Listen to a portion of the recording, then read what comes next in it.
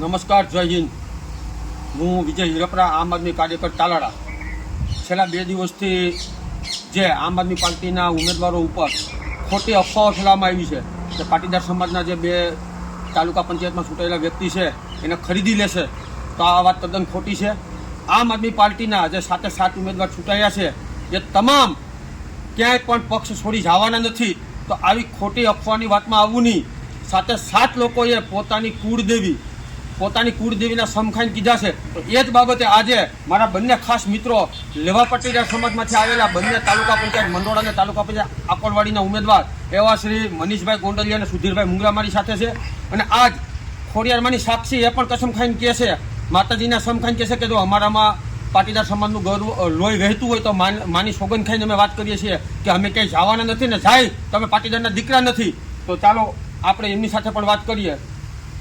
હું મનીષ ગોંડલિયા, આકોલવાડી સીટ તાલુકા ઉમેદવાર, અને આ ભાઈ છે સુધીરભાઈ મુંગરા, મંડોળા સીટના ઉમેદવાર, વિજય ઉમેદવાર. અમે સોગન ખાઈ છીએ, ખોડિયાર માતાજીના સમ ખાઈ છીએ. અમે પાટીદારના દીકરા છીએ. જો અમે ભાજપ ભેગા જઈને તો અમારી માનું ધાવણ લાગે, બરાબર છે. અને ગમે એટલો પ્રયાસ કરશે, અમે કોઈ દિવસ ભાજપ બાજુ જવાના નથી. આંગરા કપાઈ જાય, ગરા કપાઈ જાય, જી થવું થાય, બાકી અમે કોઈ દિવસ ભાજપ ભેગા ભળવાના જ નથી. આ ચોખ્ખી ને સ્પષ્ટ વાત છે. આમ આદમી પાર્ટી વફાદાર થઈ અને કાયમી એના માટે અમે વફાદાર રહેવું. જ્યાં જરૂર પડે આમ આદમી પાર્ટીને ત્યાં અમે ખડે પગે ઉભા થઈ. એટલું કહી દઉં, વિરમું છું.